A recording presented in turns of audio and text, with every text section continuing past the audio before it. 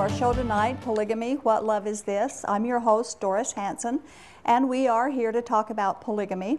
We're broadcasting live from Salt Lake City, Utah, and we are a telephone call-in program, and we do invite your phone calls. Our phone number is 801-973-TV20, 801-973-8820. However, if you would prefer to communicate with us by email, our email address is tv@aboutpolygamy.com. Either way, we'd like to hear your comments and your questions regarding our show tonight or about polygamy. All of our previous programs can be watched on the website www.whatloveisthis.tv. If you know someone who is outside of our viewing area, you might tell them to go onto that website and they'll be able to pick up any program that they have missed or maybe that you have missed. And if you or someone that you know is in a polygamy group and you would like some help or would like to know what we can do to help you, you can go to our website, shieldandrefuge.org, shieldandrefuge.org.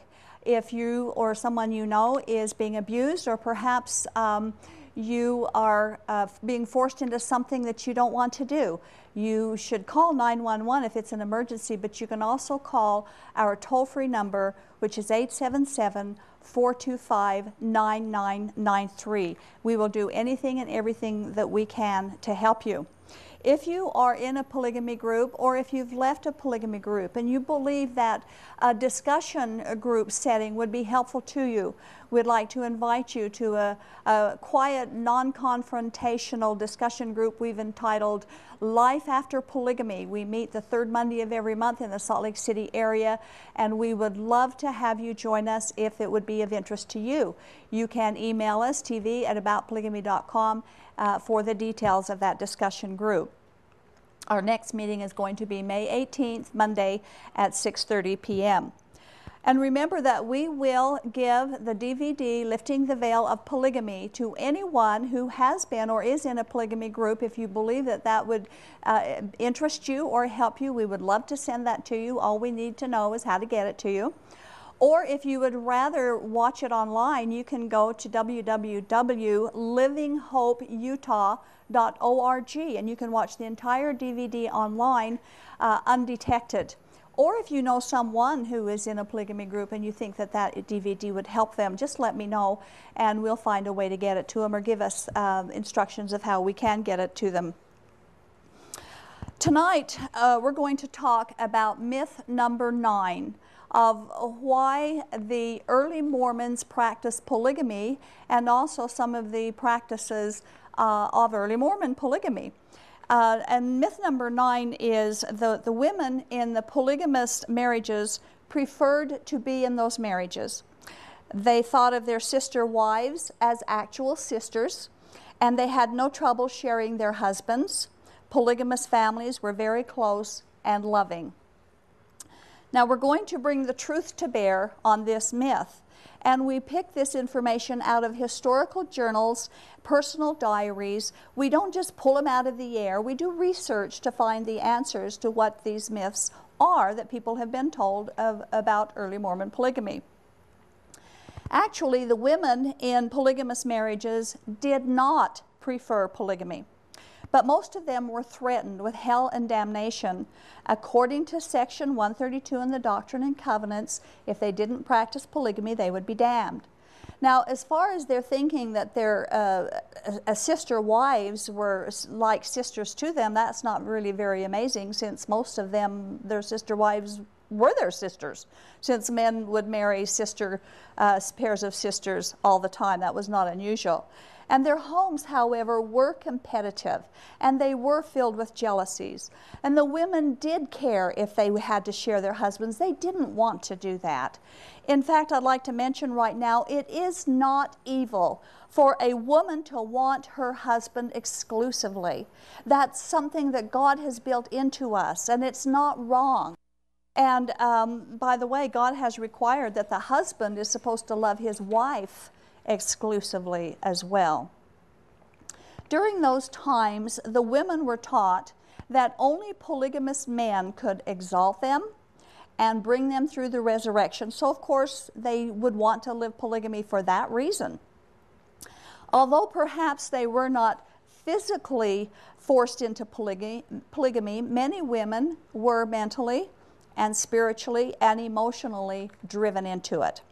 I would like to make some quotes tonight from an author, Mrs. T.B.H. Stenhouse, who wrote a book in 1872. It was published, and it's called The Expose of Polygamy in Utah by Mrs. T.B.H. Stenhouse. Mrs. Stenhouse was there. She lived in the Utah Territory during the time that polygamy was all the rage in the territory. She and her husband practiced polygamy. She intimately knew many women who were polygamist wives, and she also knew many, actually, of Brigham Young's wives. And I would like to make this quote from someone who was there and knew what she was talking about. She said, "If there be any women who prefer polygamy, they be few and far between." Well, that kind of demolishes myth number 9 right there. She was there and she knew. She also said, "Where a man has more than one wife, his wives are careful to conceal their real feelings from him, for fear of creating a prejudice against themselves in favor of the other wife. I know from experience that Mormon husbands are the very last to learn of their wives' feelings." She said that if women would only express themselves freely, they would tell of their heartaches, of their sleepless nights, and of their loneliness, and that their hearts knew no joy or happiness. The next statement that she makes, I really would ask that any woman who's in polygamy now and is watching this show, I would really ask that you'd listen carefully to her next statement. This is what she says. "Heaven help those poor women.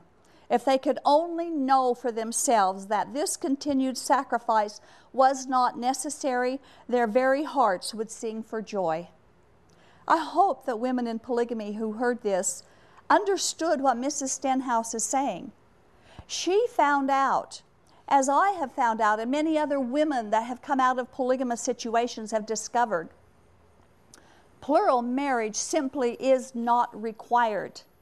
God has never commanded it. God does not require that of you. And that's what she wants you to know. And that's why we do the show. Joseph Smith threatened Emma with destruction if she didn't allow him to take more wives. And so the subsequent practice of polygamy would bring threats upon women through the generations that they would be destroyed if they didn't live polygamy.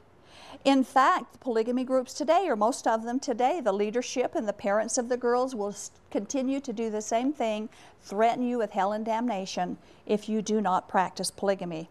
And so, to sum up myth number 9, few women willingly accepted polygamy.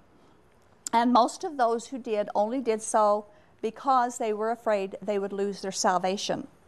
A choice of one cloaked in fear is really no choice at all.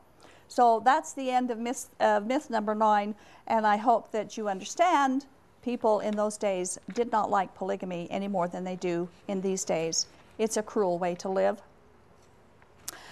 I have a news article that I want to read tonight. It was taken off the internet from the website worldmag.com on December 15th of 2008.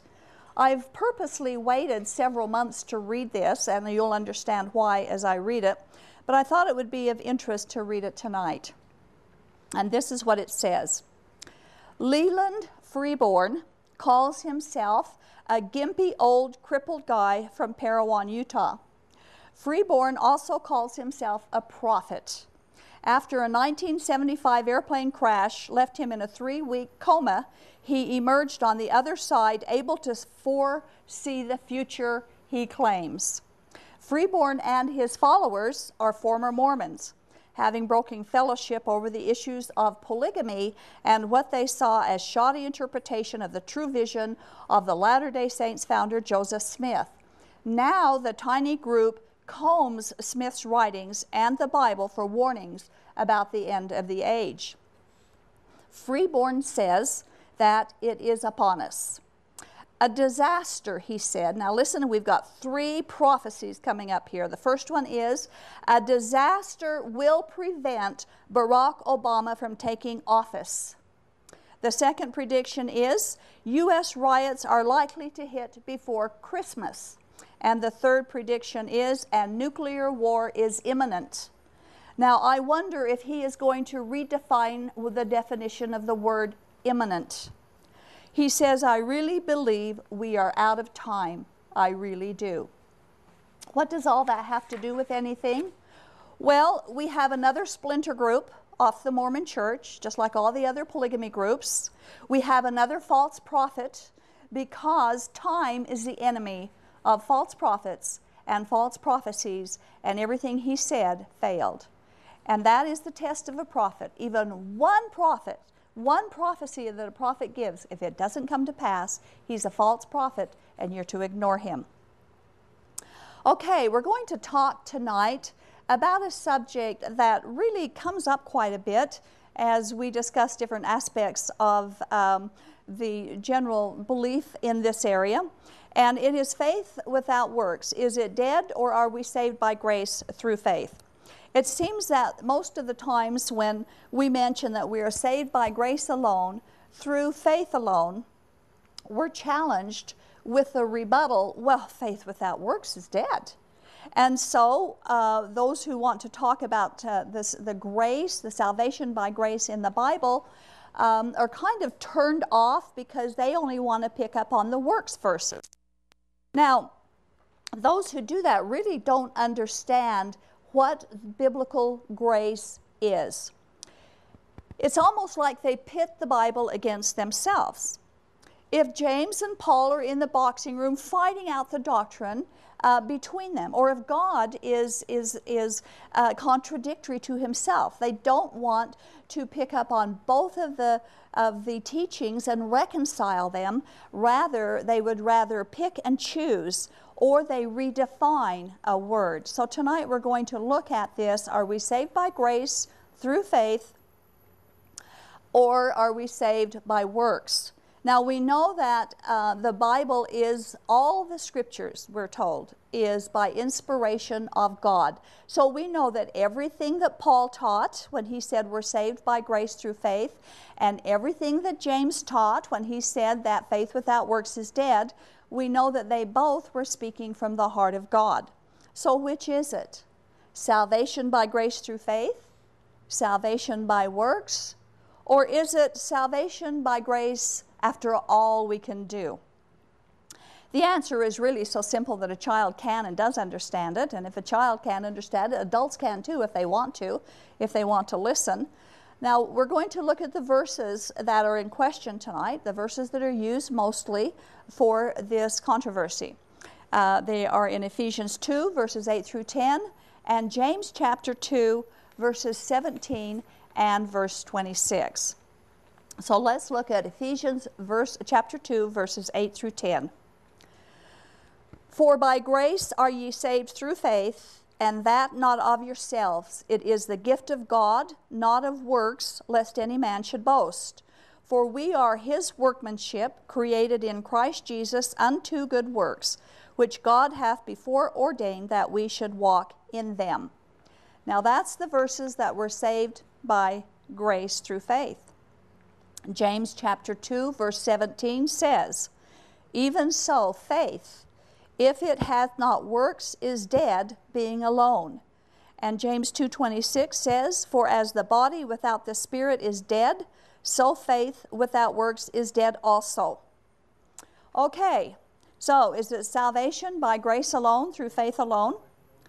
Let's answer the question, first of all, is it by grace after all you can do? Because that seems to be the general thinking around this area. Now, by definition, actually, it cannot be grace plus works. That is infinitely impossible.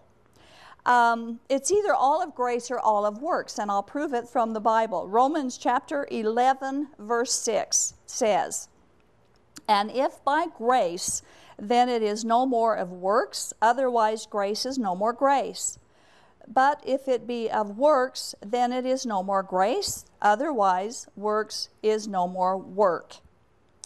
Okay, so that tells us that it cannot be grace plus works. It's either all one or all the other. There is no mixture. And if you believe you can mix the two to attain salvation, you don't know what biblical grace really means. Now, in the Ephesians verses that we read, Paul is talking about how we're saved. It says so right in the verses. And in the verses that James is talking about, he's talking to a different audience. He's saying, don't say you're saved if you don't have works to prove it. In other words, once a person is saved, they're going to be accomplishing works. So we have two different types of audiences that Paul and James were talking to. That's very important to determine the audience when you're trying to interpret a passage. And the third point I want to make should clear it up completely. Let's look at Ephesians 8 through 10 again. Verse 8, very clearly, we are saved by grace through faith. No special interpretation skills are needed there. There's no question what that says. We're saved by grace through faith. Verse 9, we are not saved by works. Absolutely, again, that's easy to understand. No special interpretation skills. No questions needed. We are not saved by works. The key, of course, is verse 10. We are saved to do good works. And so we can take Ephesians 2, 8 through 9, which is what Paul is saying. We're saved by grace through faith. And Ephesians 2, 10, which is what James is saying. We're saved to do good works. Paul is saying, don't even try to work for your salvation. James is saying, don't tell me you're saved unless you can prove it by a changed life. I like to call it getting the cart before the horse. The horse represents salvation and the cart represents works. You can't put the cart before the horse and get anywhere. You cannot go anywhere. You don't have the power with the cart all by itself. But when you put the horse first, which is grace through by faith, and you pull the cart behind you, you are going to attain your journey's end. And of course, that is heaven. And so I speak to polygamists or anyone else who is watching the show tonight who is depending upon good works of any kind to provide merit before God for you or get you into the gates of heaven. It isn't necessary, and it won't work. And don't say that the works that you're doing in polygamy or any other kinds of works that you're doing proves that you're saved, because Ephesians chapter 2 verse 10 tells us that the works that we will do after we're saved are works that God has already prepared in advance for us to do. And He has already condemned polygamy, so He's not going to prepare polygamy for you to do to get saved. And so I hope that you'll understand this, and that you won't suffer your daily dose of pain in whatever works it is you're trying to achieve to get into heaven. Jesus paid it all on the cross. It is finished, He said. He said it was finished. You know, grace will save us, but truth is what sets us free. And I hope that you'll follow the truth. And if there's anyone who's been watching this tonight and you would like our notes, my notes on this, I would love to send them to you, a PDF file by email. If you want them, just email tv@aboutpolygamy.com and ask for them, and I'll be happy to send them to you. Now, in case you haven't noticed, tonight we don't have a guest. I thought I would just go through some of the things that we've kind of put on the back burner, and also open up our email bag, which we're getting behind on, and some of our telephone calls that we've been a little bit behind on as well. And so I want to start with our biblical question from Walter, which he emailed me the following inquiry. And this is what Walter said. Deuteronomy 22, verses 28 through 29, suggests that if a man lays carnally with a woman and she is not betrothed, then the man must pay the father reparations and marry her, and may not divorce her ever. Although this makes sense if both the man and the woman are single, if that man were married, then this would force him into polygamy. This is way out there. Do you have any insights to share on the matter? Thanks in advance. Yes, Walter, I do have some insights to share on the matter. First of all, I want to discuss two types of Bible readers. Now, there's more than two types, but I just want to discuss the two types right now. The first Bible reader are those who will read into a passage what they want it to say. And the second type that we're talking about will pull out of the text what it is actually saying. And then they will not read into it their preconceived notions of the subject matter or what it's teaching. They will also seriously consider the context, the verses around the passage that they're looking at, and that is called the context.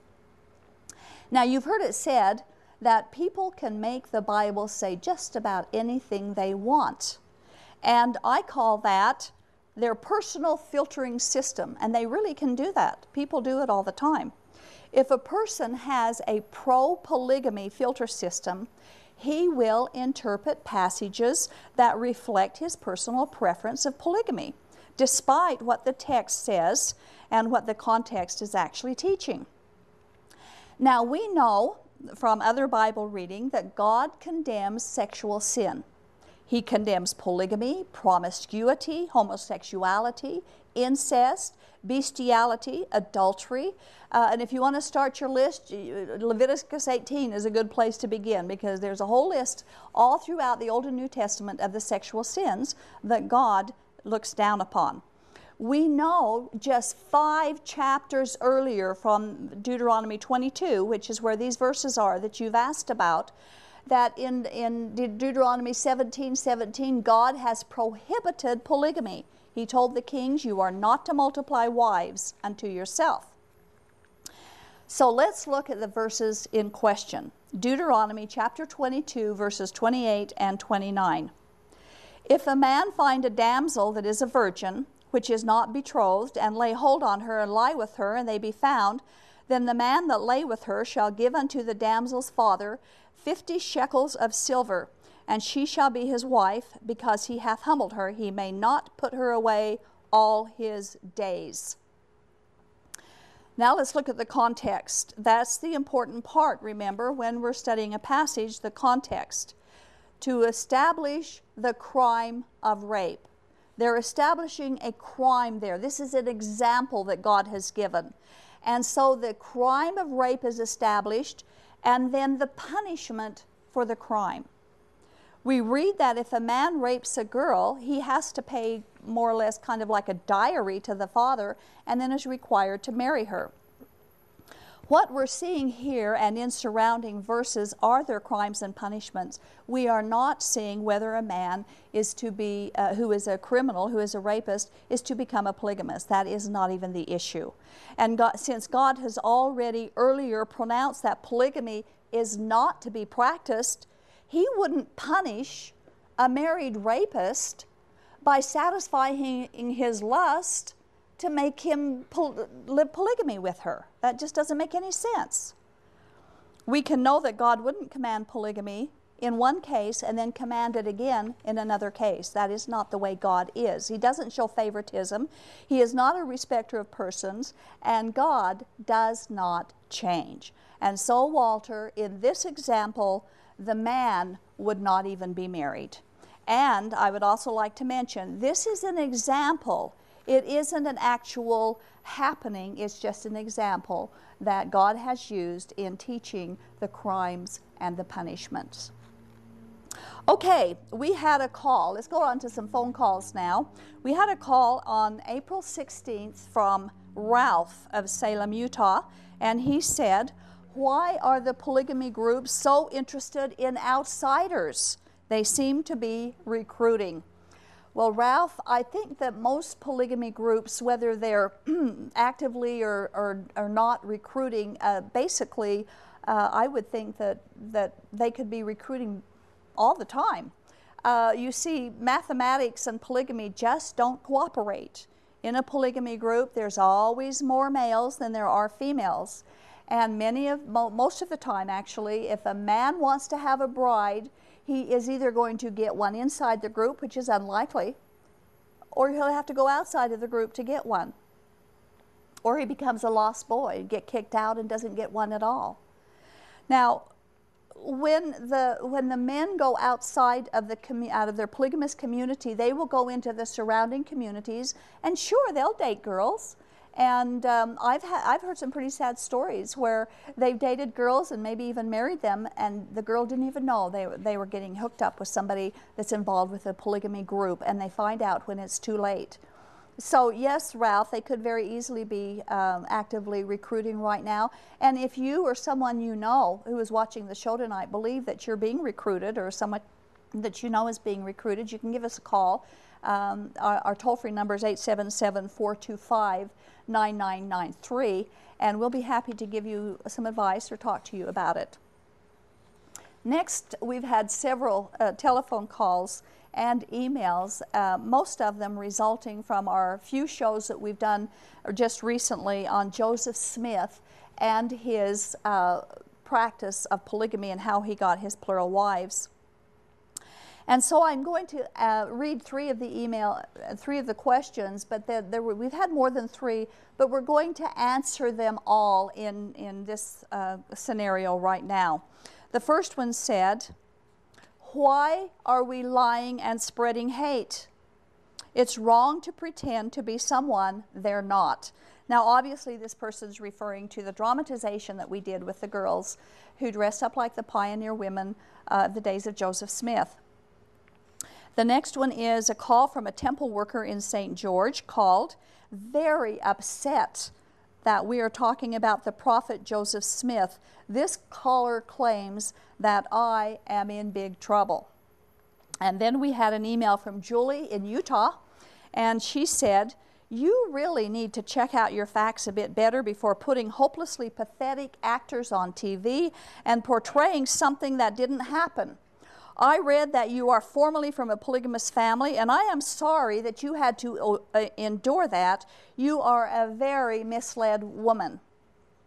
Okay, Julie, would you please either email me or call the show tonight and tell me in detail how I'm a misled woman? I really would like to know why you say that. And now the rest of the answers I will give. First of all, our dramatization of Smith's wives. No one was pretending to be someone they're not. We clearly identified before the shows, during the shows, we even put up on the TV screen that we were dramatizing the plural wives of Joseph Smith. We were not being deceitful. We were not being pretentious. We were upfront and honest about the whole thing. For the critic who called them hopelessly pathetic actors, it's kind of nitpicky, I'd say, and we never introduced them as actors. We never said they were. All they were some people who really wanted to share the truth of what happened with Joseph Smith and his polygamy. And you charged that we were talking about things that didn't happen. I ask you, can you prove that statement? How do you know it didn't happen? Have you checked it out? These girls studied historical journals, historical diaries, as written in the book In Sacred Loneliness, written by a Mormon, by the way. He was a Mormon when he wrote it, and he still is. And we did the show, the interviews and the answers, based on those historical documents. And so I would ask you, check it out for yourself before you call someone else a liar. To the temple worker in St. George, would you kindly tell me what we said about Joseph Smith that isn't true? You said that that's what we were doing. What did we say about him that's not true? We ask you to let us know. We beg you, we plead with you to please let us know what we said about him that isn't true. And we also would like to prove your answer by giving us documentation of your own personal research to prove what we said isn't true. The caller warned that I would be sorry for what I was doing. And the only thing that I'm sorry about is that so many people will not obey God and make the test for truth that He has commanded us all to do, and that is prove it. And for those who have accused me of telling lies, again, I'm asking for specifics. What lies have I told? Please tell me. Please be specific. Please prove to me your own research and what you have found out. So prove my lies by proving to me what your truth is. And if you can't or don't prove that I'm lying, then please don't randomly accuse us of lying here on this show. And finally, to those who accuse us of spreading hate, again, I ask specifics. Where and when have I been hateful? I think you just don't want to hear what we have to say, and you don't want to check it out. In Galatians chapter 4, verse 16, Paul the Apostle wrote this, "Am I therefore become your enemy because I tell you the truth?" You just don't want to hear it. That's all it is. There's a couple more I want to read, but I think we'll open up the telephone lines right now. If you want to begin calling in, you can start now, and that will give our operators a jump on getting the screening process taken care of, and we'll start taking phone calls. So please call. Our telephone number is 801-973-TV20. We would love to hear from you. We would love to hear your comments and your concerns and your questions regarding the show or about polygamy. A couple of weeks ago, Kathy in Murray asked if a woman today can be sealed in the temple ceremony to Joseph Smith. Well, it isn't likely that a woman could do that in these days, unless, of course, this particular woman is a special woman who happens to have a special authority, general authority perhaps in the church, who would grant that special privilege. And if that did happen, it probably would not be very well known. But generally, no, I don't think that a woman could be randomly sealed to Joseph Smith in a temple ceremony. If somebody knows any different than that, we'd like to hear from you. Just give us a call and tell us what you know about it. Okay, I received an email from Rebecca on April 4th I thought I would share with you. She said, "Dear Doris, I watched the show online from Germany. I love Mormons and I'm eager to learn how to minister to them. I never realized what a problem polygamy was until a few years ago from a friend who lived next door to us in a family housing on a military base. I knew he had been raised Mormon and had lived in Salt Lake. He shared his story about how his father became a polygamist when he was a young boy. His story was heartbreaking. His parents ended up separating and his mother died alone. His father's other wives were taken from him, and now he sends off 4 brides from the Philippines. I agonize in our friend's story, which still resounds in my mind. Thank you for being so open about your life and revealing true Mormonism, which is polygamy, to the world. Much love in Christ, Rebecca." Thank you, Rebecca. I appreciate your email. And yes, polygamy does bring a lot of heartache and a lot of agony in people's lives and homes. And also, I'm grateful that you do care for the Mormon people, the polygamous people. It isn't that we don't like the people, we love them, or we wouldn't even be doing this. It's that we dislike their doctrines that they claim are from God, but the Bible tells otherwise. We want them to check out the truth and find the truth for themselves. And thank you, Rebecca. Okay, I'd like to remind you our phone lines are open if you want to start calling in, 801-973-8820.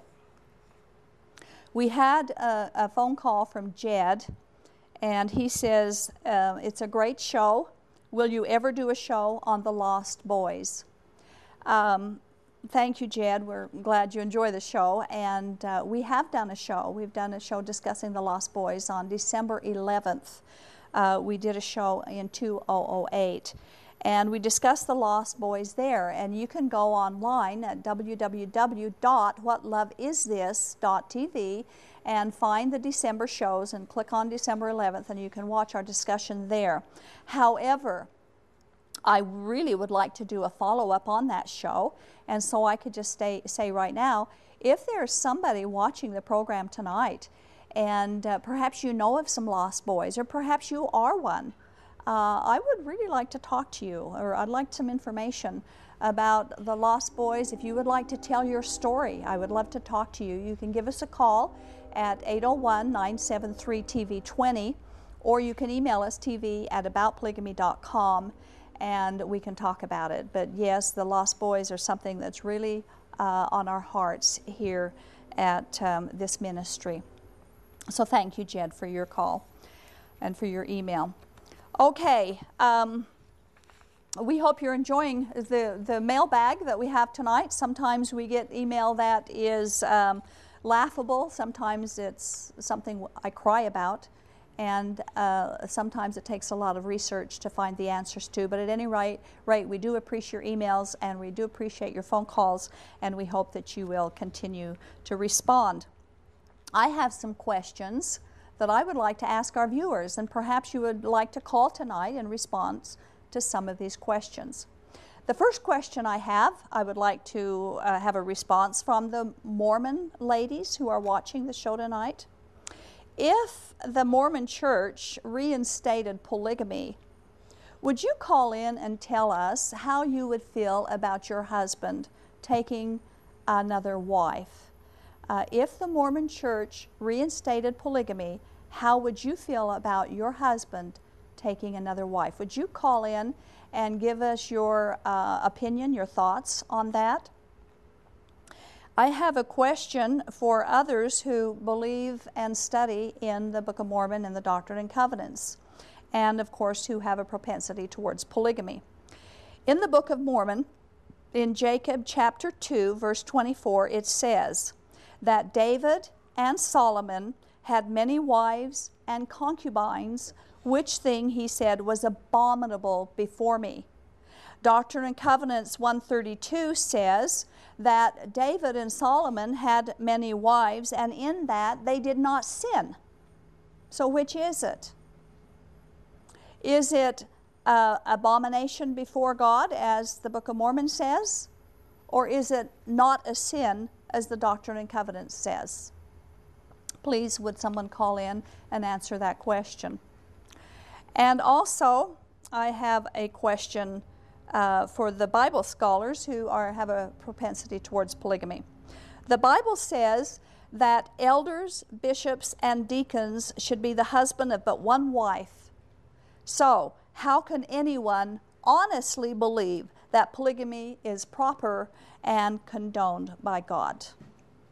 The Bible says that the bishops and the deacons and the elders should be the husband of one wife. So how can you believe that God would condone polygamy? So that gets you thinking. I hope that we can get some people who will respond to these questions and just let us know your thoughts on some of these issues. Okay, we have an off-the-air question. What is the book that you were quoting from earlier, and where can I get it? The book, you must be talking, I've mentioned two books, so I'm not sure which one you're talking about. The first one I mentioned was by Mrs. T.B.H. Stenhouse, and she wrote a book called Expose on Polygamy in Utah. And the second book I mentioned was In Sacred Loneliness, and that's about the wives of Joseph Smith. You can pick up both of those books at utlm.org. You can go on the internet, utlm.org, and they have a lot of books in their bookstore there. You can order both of those books online. Okay, I'd like to share another question. Now, this comes up quite a bit in the emails that I receive and responses from our viewers. And this is an email that I received a few weeks ago from Carrie. She said, excuse me, the new and everlasting covenant is referring to the sealing of men and women and their families. The new and everlasting covenant is not polygamy. Where does it say in the Doctrine and Covenants that polygamy is the new and everlasting covenant? It doesn't, because that is not the case. Don't make things up, please. Just tell the truth. I believe that you are aware that we refer to sealings as the new and everlasting covenant, yet you are still putting out this misinformation. That is not an honest person who is only trying to help others what they would do. Well, Carrie, I think that you're a victim of somebody who has redefined Section 132 of the Doctrine and Covenants, because it has been redefined. If you went back into the historical documents, and I'm talking about actual historical documents, you can even go to the Journal of Discourses and read what some of the sermons were from some of the men during those days, and they would refer to polygamy and the new and everlasting covenant in the same breath. They would identify it as the new and everlasting covenant. I want to read from a publication that I received in the mail from a ministry here in Salt Lake called the Utah Lighthouse Ministry. They send out what they call the Salt Lake City Messenger, strictly historical. Everything is documented, and this is what they have said in this issue. Mormons today seem to view the Doctrine and Covenants section 132 as mainly relating to a man being sealed to his wife in an eternal marriage, with plural marriage only an outdated appendage. The early Mormons viewed it just the opposite, declaring that plural marriage was necessary for exaltation. In Joseph Smith's day, eternal marriage was synonymous with plural marriage. Curiously, Joseph Smith wasn't even sealed to his legal wife, Emma, until May 28, 1843, after he had already been sealed to 24 women. If Smith's concern was to be married eternally to his wife, why did he put so many women ahead of her? It seems obvious that the issue was getting her to accept plural marriage. Once she agreed to the new doctrine, Smith had her sealed to him. So I would suggest, Carrie, that you do your own study on that, your own personal study. Just look it up, because the new and everlasting covenant and polygamy in those early Mormon days was synonymous. I have a quote from Heber C. Kimball that I would like. It's in the Journal of Discourses, Volume 5, page 203. We have open telephone lines here, folks. If you would like to call in, we would love to hear from you. Our telephone number is 801-973-TV20, 801-973-8820. Heber C. Kimball made the following remark. Now remember, this comes from him, not me. He said, "Some quietly listen to those who speak against the plurality of wives and against almost every principle that God has revealed. Such persons have a half a dozen devils with them all the time. You might as well deny Mormonism and turn away from it as to oppose the plurality of wives. Let the presidency of this church and the 12 apostles and all the authorities unite and say with one voice that they will oppose the doctrine, and all of them will be damned." End quote. Now, if Heber C. Kimball was truly talking by God's direction, then all of the subsequent LDS presidents, all of the subsequent 12 apostles, and the general authorities since the manifesto have been damned, because they've all talked against it. And he said they have devils with them, and they'll be damned if they do. So, my question is this, however: how can polygamy ever have been right and proper and righteous when God has repeatedly commanded against it? Either polygamy is right all the time, or it's wrong all the time. It cannot possibly be both. We've talked earlier that God never changes, and his salvation plan has never changed either. And so, what do you think about Heber C. Kimball's remarks? Is there something in here that you would also like to redefine? Okay. We have some phone calls lit up here, but they just haven't come on yet, so we're just waiting for them to come on the screen. Oh, it looks like we have one coming up. Okay. Cody from Ogden. Hello, Cody. Hi, how you doing? Hi, Cody. You're on the air. Actually, Enoch. Enoch? Oh, well, I'm sorry. It says Cody on the screen, so somebody's mixed up. But Enoch, thank you for calling. What's your question? I just had a comment, a descendant of Brigham Young that grew up in Mormonism, and my comment is I think it would be helpful to people if you could distinguish the difference between biblical polygamy and the spiritual wife doctrine. I think it's very confusing to people when you just use the general term polygamy because they are two very different things. Well, you're right. The practice of polygamy in the Bible and the practice of modern-day polygamy and even early Mormon polygamy were different. You are right. However, we have done several different shows on the difference between polygamy then and now. But I will briefly go over some of it tonight. First of all, the patriarchs, Abraham and Jacob, practiced polygamy. And of course, we know King David did and Solomon did, and we can read in the book of Judges where many of the people there practiced polygamy. The prophets in the Bible, however, never practiced polygamy. They didn't take multiple wives. But the culture was different then. God actually didn't even give the law until Exodus, and so there, although his perfect marriage was symbolized with Adam and Eve as one wife, one man, one woman. And so his perfect plan for marriage wasn't polygamy. However, the culture started doing that, beginning with Lamech in chapter 4 of Genesis in the Bible. Polygamy was not practiced in the Bible at any time for salvation. Never.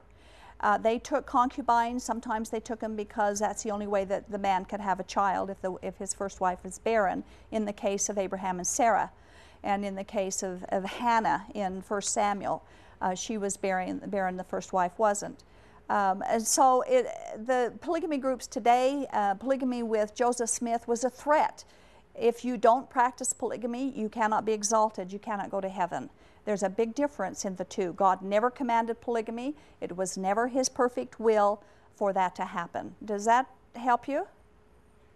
Well, that's the point that I'm making here. But you shouldn't say modern-day polygamy because there's a lot of non-Mormon polygamous groups that really only look at polygamy, for the purpose of raising seed as they did in the Old Testament. And my point is, the spiritual wife doctrine that grew out of polygamy is different because that teaches that you have to have multiple wives in order to receive the highest exaltation. Right. And interestingly enough, even within Mormon scripture, if you back out section 132, which is very questionable, all of the history behind it is very questionable. Right. If you back that out, you cannot justify the spiritual wife doctrine using the Book of Mormon or the Doctrine and Covenants. In fact, the Doctrine and Covenants, when the higher law was given in section 42, it made it very clear that a man could only have one wife, and it repeated that in section 49. So even modern revelation testifies against section 132 and the whole concept of spiritual wife doctrine, which teaches you need to have multiple wives to become exalted. That's exactly right, and it's been twisted. It was twisted when Joseph Smith wrote section 132. He was practicing polygamy, spiritual wifery, or whatever you want to call it. He was practicing it for years, and at the same time denying that he was doing so. You know, so we know that the whole thing was deceitful and was done in coercion and behind the scenes where people didn't know what was going on. Okay, I thank you for your call. And so you're Enoch? Yeah. Okay, and you're from Idaho? Yes, that is correct. Okay, all right. Thank you, Enoch. Okay, line 3, we have Cody from Ogden. Hello, Cody. Hello, Cody. Yes? Yes, you're on the air. Hello. Hello, you have a question? Yeah, I just was curious. You'd mentioned the Utah Lighthouse Ministry. Yes. And I was just curious where that information comes from. Is the Lighthouse Ministry a local thing based out of Salt Lake? Yes, it is. I've heard of the Lighthouse Ministry Yeah, before. they've been here for 30-plus years. For 30-plus years? Yeah, they've done a lot of research. It's all documented. All the footnotes is there. It's all the references are there. Highly documented. Very, very good research has been done. And you can go to utlm.org and find out what you need to know about them. Okay, I was just curious. I'd never heard of them and was just curious where you'd receive that information from, so I appreciate that. You're welcome. Is there anything else that we can answer tonight, Cody? Nope, that should do it. Okay, thank you. Thank you. Good night. Good night. Okay, line 2, anonymous. Ooh, hello? Hi, Doris. Hello? You're on the air. You're on the air. Hi, Doris. I just wanted to answer your question about if there were any LDS ladies who would agree to polygamy if the ban were lifted. Yes. And I can't speak for myself, but I asked my aunt, who is LDS, currently married to a bishop. I asked her the same question, and she told me no. And that she actually thinks that Joseph Smith made the whole thing up, and in another kind of under her breath stated that she may go to hell for thinking that. And my aunt is actually, I think she's in her early 70s. So I have to think that if a 70-year-old LDS bishop's wife would think no, that there are generations that would not accept it. That they would not accept their husband practicing polygamy. Now, are you LDS? No. You're not LDS, okay. Do you have LDS friends who you ever talked to about this issue? I have talked to just mostly my relatives who are LDS. Uh-huh. And I have to say that I also talked to my brother-in-law about this, and he said, because I was asking my sister, how would you feel about that if you had to be, you had to share, your husband, and, she said, well, I would be the first wife, so somehow that kind of elevated her status a little bit, even though technically he was married before, and was married and divorced. But he also told me that, that there's no, that God can decide whether he will require that or not in this life or in the next life, that we just don't know if that's going to be an expectation. So I have to assume that there's a lot of people who don't expect that will be required. Well, I guess the quandary that I get in, and that is with the modern day polygamy groups compared to the Mormon now. The Mormons actually have pulled away from original Mormon doctrine, so they would be the apostates if you wanted to technically look at it that way. Right. But it was required, and that's why we have. The thing is they may not practice polygamy, but it is part of their religion. I mean, it's still a LDS doctrine, and it's funny because they'll start looking around if you mention that. That's true, but again, it goes back to that the earlier mention that we were making about Section 132. They redefined Section 132. Yes. And now to them it doesn't mean polygamy, where 100 years ago it definitely meant polygamy. So it is a quandary, but I do appreciate your calling. And if I think it's interesting. I would like to hear. I hope that somebody who is actually practicing LDS person would call in and speak on that. That would be interesting to hear from them. Thanks, Doris. I love Thursday nights watching your show. Thank you for calling in. I appreciate it. Bye. Good night.